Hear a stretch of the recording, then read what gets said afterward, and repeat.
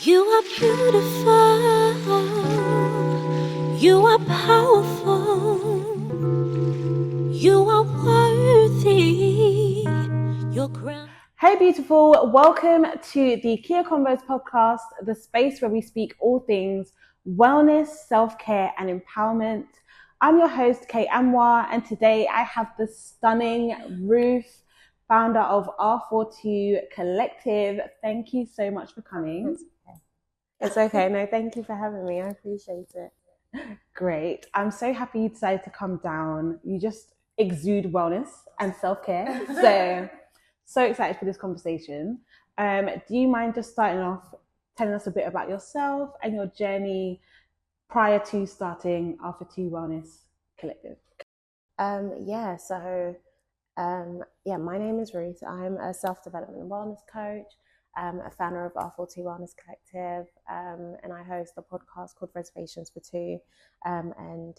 I've been on my wellness journey for some time now. My background is in finance. I'm a corporate financial consultant, and if we kind of just take it back, I got to the height of my career and then had a baby and realized that I was absolutely burnt out and was absolutely putting my needs secondary to my career desires, and then kind of just took a year out to really focus and hone in on my well-being and my wellness, and just trying to find and hold on and sustain my version of peace.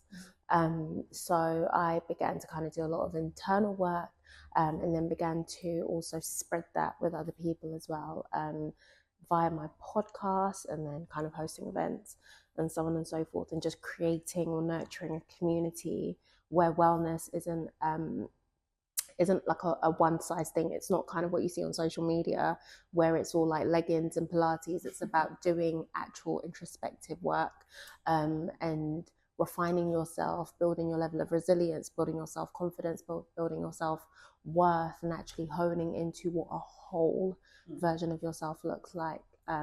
So I would definitely say what I champion is a very holistic journey into kind of oneself. And my belief is that it's not about perfection, it's about progress, and just making decisions incrementally every single day in order to kind of find that version of yourself that is whole. So Wow. See, that's why I said you exude empowerment, self-care, wellness. I love it.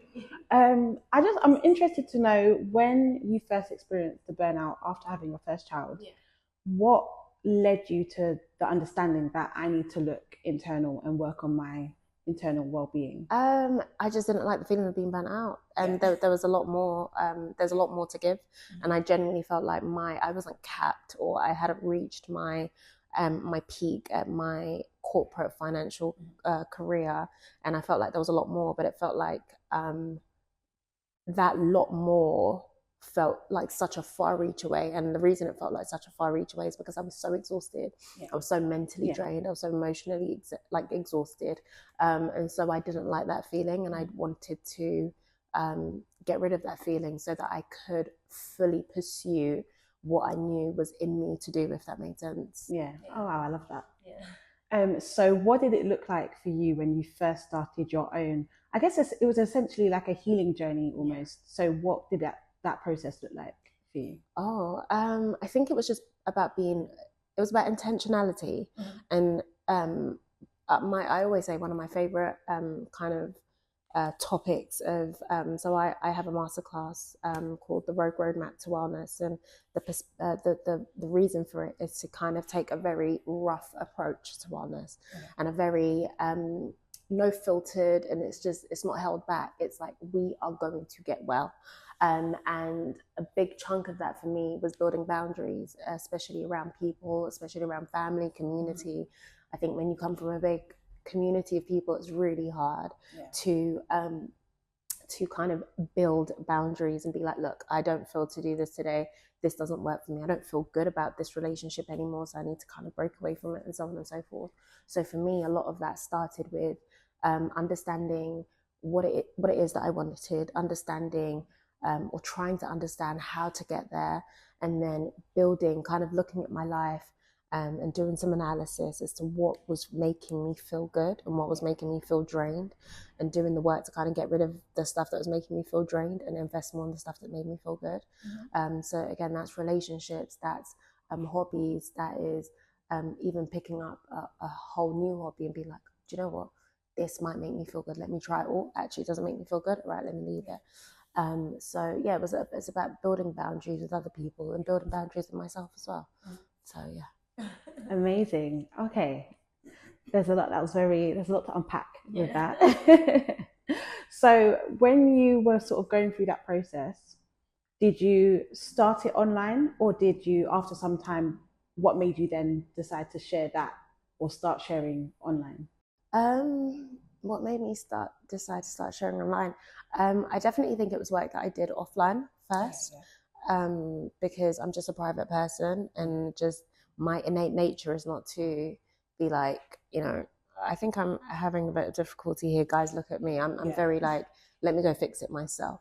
But the reason why I started sharing online is, I always say it's after a conversation with my husband, and Mick knows, and he was like, why don't you share it? And I was like, sure.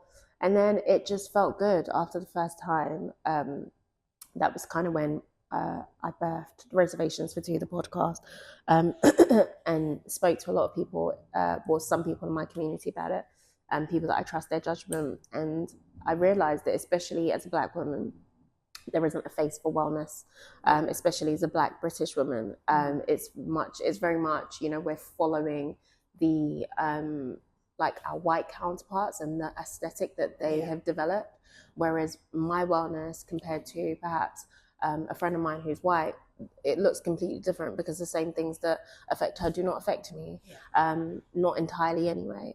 So I realized that once I kind of shared the first few things and it was kind of helping people, I was like, okay, it kind of gave me a little bit more confidence to continue to share and just to continue to be as transparent as my journey would allow. Just because I think when you're on a healing journey, it's also good to also listen to yourself as well and do what feels good. So it's not all the time that sharing the entirety of my journey felt good, but sharing what I could and what felt peaceful to me, especially whilst I was still trying to figure out things by myself. It felt good, and it felt good to help people. Amazing. Do you feel like sort of launching the podcast and launching the community has helped you to further, not heal, but it shaped how you see wellness, or shaped how you view aspects of self-care in your own life, just from interacting with different people? Oh, 100%. I think definitely. And the beautiful thing about well-being, wellness, is that it's so dynamic to each person. Your journey is not my journey is not your journey, because we have two completely different lives. We have two completely different emotional baggage. We have completely different histories. So it's been amazing to, especially when I was hosting my podcast and speaking to, the preface of my podcast was more so speaking to people who've done amazingly well. So they have done fantastic in their careers, and I've been blessed to speak to some amazing people. I was speaking to Deborah Ababayo, so she was the old EA of Vogue, and to speak to someone who's reached that height of her career and be like, well, how are you figuring out wellness now, especially for me who has very high career aspirations as well. It was amazing to take some knowledge from her and be like, okay, cool. So at least I know that when I get there, I can take this, and this is what burnout looks like. I was speaking to Fiona Lamptey as well. So she's the old, she's a previous, I think, creative director or something of Netflix, and she mentioned that she'd taken a year out just to chill, and I was like, what? Like, how do you get to Netflix and then you decide to take a year out to chill? Because for me, who's like so driven and who is so career focused, I'm like, once I get there, I'm there, and I'm going to sit there until they ask me to leave. But I was like, how do you opt to just chill? And she was just like, because I needed to. And I'm so sorry. And it felt so powerful to hear that. And it kind of made me realize that your career aspirations are your own, and you kind of have autonomy as to how you deal with things, but you are the foundation of the better you. So if you burn out this version of you, you're putting the better version of you in jeopardy. So yeah, that was amazing to hear and to learn, because it was a perspective that I hadn't thought of before. So yeah, I definitely think this is a community thing, and being able to pick from other people's journeys is essential. But also knowing what to leave behind, because some things just don't apply to you, and copying and pasting isn't authentic to your journey. Yeah. So you mentioned that you're still on your career path. So what's it been like balancing the two aspects? I can imagine with a family as well. Yeah. It can be a lot. Yeah, I'm tired. It's a lot, but it's all worth it, because it's about reframing your mind, and I really, really believe about a mindset shift where things that stress you out. I was speaking to one of my coaching clients, and we were speaking about, just funny story, I absolutely hate things being left in the sink overnight. It absolutely irks me, but when there was one morning when I got downstairs, my husband left something in the sink.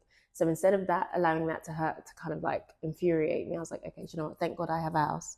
Thank God I have a sink. Thank God we have cutlery to put in the sink. Thank God I have a husband who loves me, and we share a home, and we built a life together. And even though things can kind of appear as stress, so work can appear as stress, trying to build a business can appear as stress, having a young family can appear as stress. My ability to balance it, I think, is so tied to my level of gratitude for it, because the reason I'm stressed about it is because I have it. And how would I feel if I didn't have it? You know? So I'm just taking it in my stride, if that makes sense, doing what I can, being present when I can, and, you know, in the times where I feel absolutely exhausted of it, just taking the time out that I need, and then just getting back to it.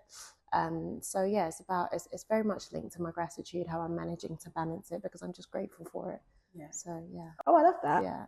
Reframing. Just being grateful. Just being grateful. At least you have it. At least I have it. You do understand, because there's some people that don't have it, and that is a source of pain for them. Yeah. Whereas my source of pain is leaving cutlery in the sink. Thank God I even have cutlery to leave in the sink. Honestly. You know. So yeah, that's might not be the same way tomorrow, because they like to stress me, but for today, I'm feeling really grateful. Yeah. Oh, I love that. Yeah. And so you mentioned clients. So let's go back. So you were doing finance, you got burnt out, you started working on your personal journey, you then started documenting that online, started your podcast. So when did the client side of things come about? Oh, it came about quite naturally. I think people kind of just reached out, and I then felt as though I was in a position to help. One of my very, very first clients actually reached out, and I said no, because I wasn't in a position to help. I was like, look, I'm fully done. Like, I can't. But then I got into the position where I had a little bit more time, and I could. And it's just kind of happened naturally, whereby people have reached out and we've engaged in conversations, and I've been in the space to be able to assist as best as I can. I always say, like, your wellness and your well-being, it's a personal journey. I can't take your hand through that. I can only provide guidance, and the rest is for you to figure out. So where I've been able to provide the guidance, I have, and it's also been a very transformative journey for me as well, because one thing I realized is that I think when you come from a big group of people, you kind of take that for granted, and not many people have that. So I end up having conversations that I'm like, oh my God, I'm so lucky that, you know, this conversation, I remember when I was feeling like this, and the person I leaned on was my sisters, or I leaned on to my husband, or my friends, or my mum and my dad, and so on and so forth. And you realize that not a lot of people have that. So it's been amazing for me to, it's been humbling for me to even have the privilege to have someone want to lean on me. So yeah, I've kind of taken that role seriously, and it's been amazing. Oh, I love that. So are you sort of coaching them, counseling them? What does it kind of look like for anyone that's watching? They may be like, I need this. So yeah, I'm a coach. We have different kind of like sessions and different packages for people depending on what it is that you feel like you need. Some of my coaching clients do one-off calls where it's like they just book in a one-off call whenever they need to kind of like figure things out, and they feel as though their piece is out of sync, and they feel overwhelmed and burnt out and overstimulated. And then I also have clients who book 8-week packages in advance where they're like, okay, do you know what? I actually need a tailored program to kind of help me out of this funk. And then I have clients who book 12-week packages in advance who are like, okay, but I really, really need some time. And we speak twice a week where I like to, I never have a conversation more than an hour, because I think what we speak about, especially if it's real, can be so heavy that you don't want to stay in that heaviness. Sometimes you need to speak about it, create an action plan, and then give yourself actionable steps in order to kind of work towards the goal that you want. So yeah, that's kind of how my team, we've built it and how it's working. And yeah, so it's been good. And again, wellness isn't a one size fits all. So different people need different things. And it could be that, we have a one-off conversation. You're like, you know what, I feel great. And see you next year. And I'm like, see you next year. Like, just go ahead and be great. So yeah, that's it. Oh, amazing. Are there any common themes that you found keep coming up time and again with different, obviously it's personal to them, but just common things that you found a lot of people struggle with, like whether it's burnout or confidence or just, I found that a lot of people especially since like COVID, lockdown, a lot of people are missing that interaction, that personal interaction with people. A lot of people are very lonely, I found.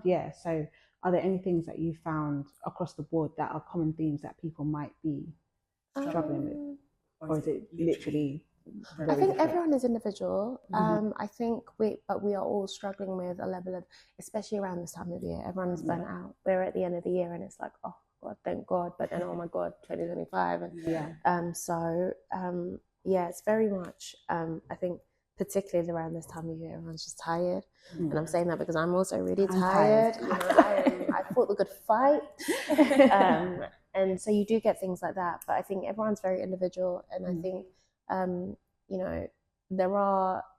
it's funny because you could finish kind of dealing with one theme with someone and then be like, okay, yeah, cool, on to the next one. And then your next call is like, oh, it's back to the same thing because they're at that stage. And I think we'll be so surprised that we are all having individual experiences, but in a collective manner. And oh, I like that. And it's, I think there is a lot of people that are dealing with similar things but don't know because they're not really speaking to each one. But there's so many things out there that can help. And so it's just about listening to people and meeting them where they're at. And the amazing thing that I have the privilege to do is speak to loads of people. So, if I find that one thing is working for this person, believe you me, if you pick it up, if you say you're struggling with the same thing, I'm like, look, well, I spoke to my other coaching client and she's dealing with it this way. So this might help you as well, But like I say, it's all about being open-minded and understanding that everyone's going through something. Everyone's dealing with something in whatever capacity they're dealing with it in. And I think when you are kind of having that journey to self, it can feel extremely lonely. You can feel extremely, it can feel like solitude and like you're the only one who's going through it. And I think that magnifies the feeling as well.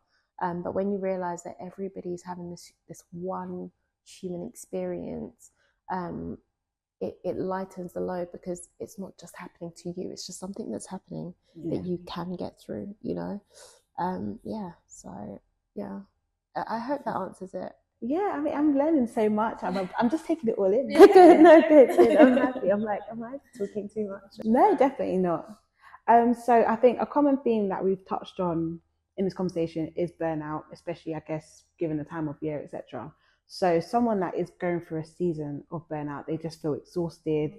If it's studies, work, family life, whatever, what are some key tips that you'd recommend them to try just to sort of kickstart their healing journey to get out of that season? I would definitely say, I always say start with emotional journaling. I think we'll be so surprised at when we outpour our feelings, it is lighter. And I think a lot because journaling and all of that has become such a buzzword, people don't actually do it, and you don't actually understand that there is a lot of healing that comes from it. Just sitting down and writing your feelings out. Why do I feel like this? What's made me feel like this? What's triggering this feeling? And it kind of helps you analyze it and understand what the root cause of this feeling is. And I think particularly with burnout, if it is studies, if it's work, if it's family, relationships, whatever, actually writing it down and getting to the root reason as to why it's making you feel this way is so helpful, it's so transformative. And then once you understand the root cause of it, you can then deal with it. And then you kind of then decide whether it's that, okay, do you know what, maybe I need more discipline around this, maybe I need to build boundaries around this, maybe I need to be a little bit more resilient. But once you understand the root cause of it, you are able to then tackle it. So I would definitely say if it's something that you don't practice, definitely pick it up. Emotional journaling, I think, is amazing. It's something that I keep touching. I'm so sorry. It's something that I practice. It's something that I tell a lot of my coaching clients to practice, especially before even coming to me. Because one thing that you'll realize is that you know what is causing this. Now let's create a plan to fix it. Like I said, building boundaries around things that no longer serve you and things that are making you feel out of sync. Putting a hard no and a hard stop in certain relationships because you've walked away from that conversation and you haven't felt good. And when you're around that person, you're always feeling drained. Then stop going around that person. You know, I always say that the greatest form of self-love is self-discipline. Being disciplined with yourself and knowing what works for you and what doesn't is such a huge asset. And you'll be surprised how much you grow from that. So yeah, I think without kind of like ramming it down people's throats, if you are feeling burnt out, start by understanding why you're feeling burnt out, what's triggering that emotion, what is causing that. And once you understand that, then create an action plan as to how to figure that out and to sort that part out. And then if it's boundaries, then start building boundaries.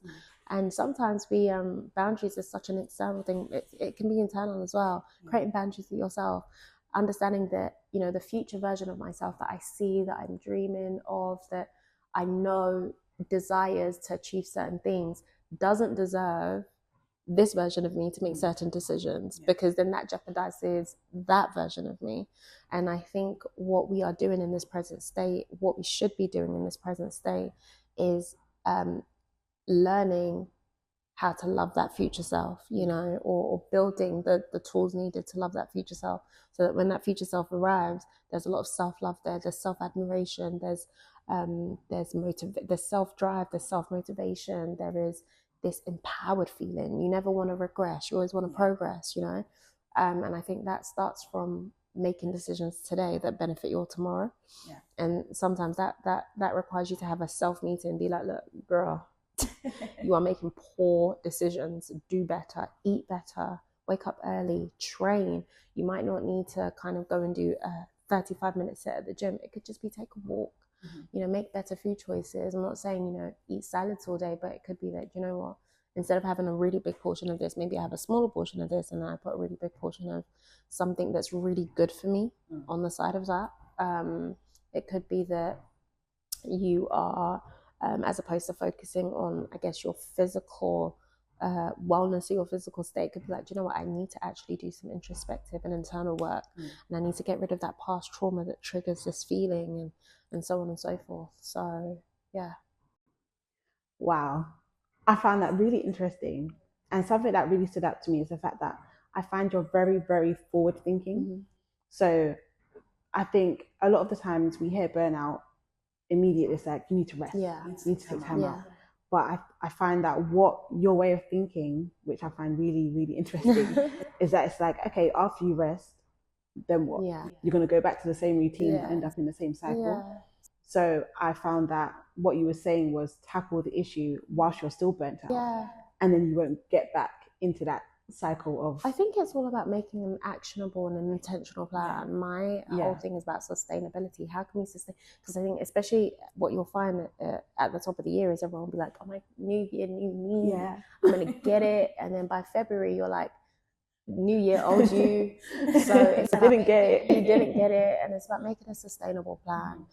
If it's transformation that you want, it's about creating something that you can actually, tangible steps, tangible plans, tangible goals, things that you can actually wake up every single day and do. Rest is such a big part of what I do as well, and it's about reframing your mind around it. So rest for me, I recently put up a video that rest isn't lazy.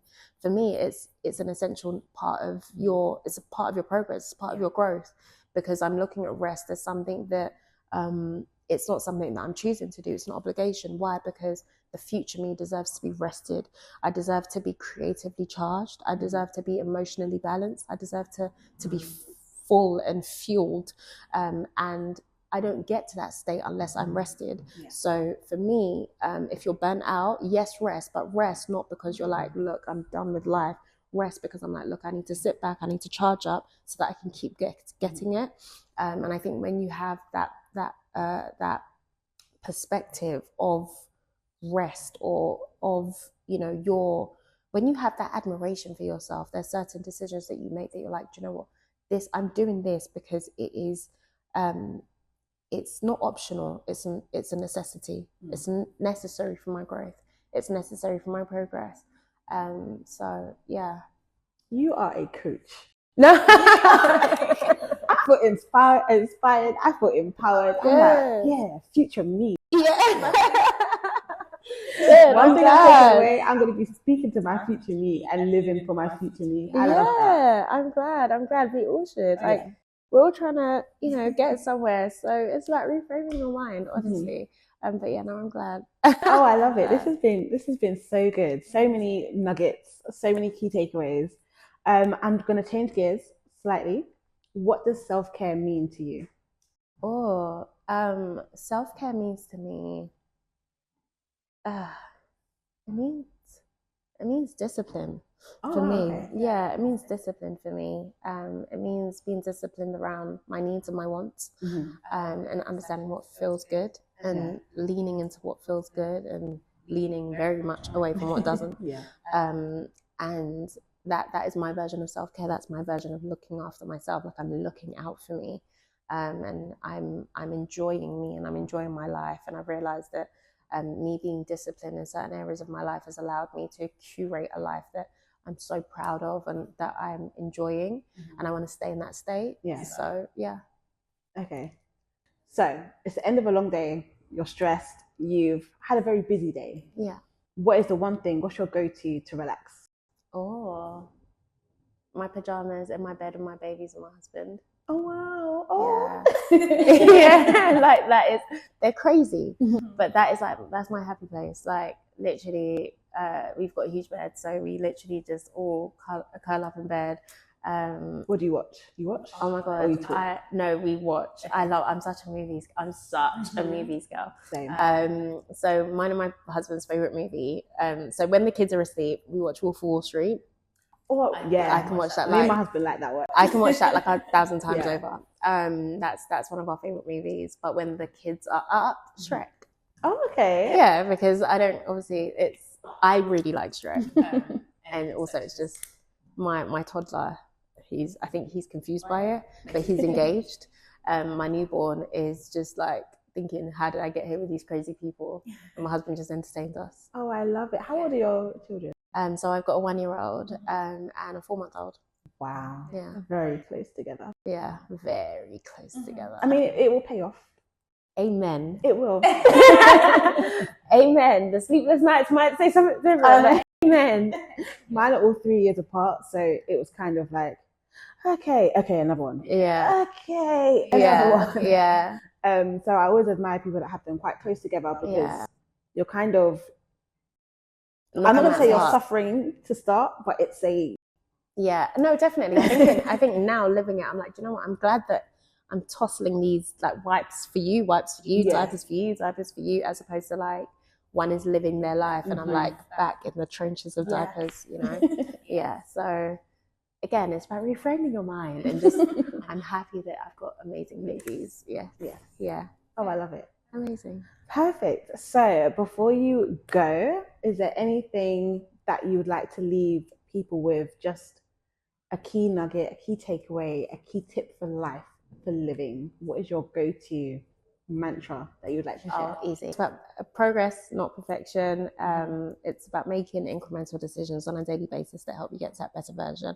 And if today you have a bad day, then okay, you just pick yourself up tomorrow. But it's not by being kind of like hauled under this version of perfection that you've created, because no one's perfect. But so long as you are aiming for progress, that's a lot easier to continue to do.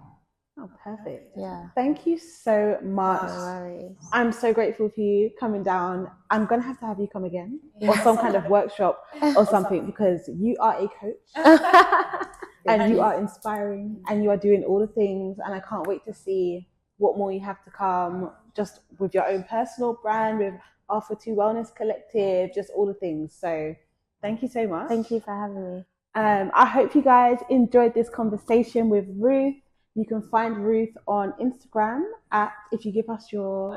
Ruth.Pokes. Yeah, Ruth.Pokes, literally everywhere, Ruth.Pokes.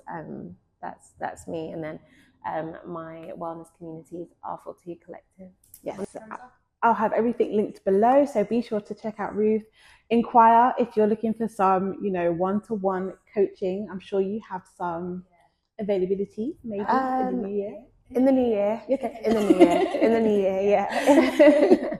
So you can check her out for more. And you do a live on Instagram every Monday? I do. I've stopped doing it for the past couple of Mondays, but in the new year we are going to resume. It's going to be a small change just based on my schedule.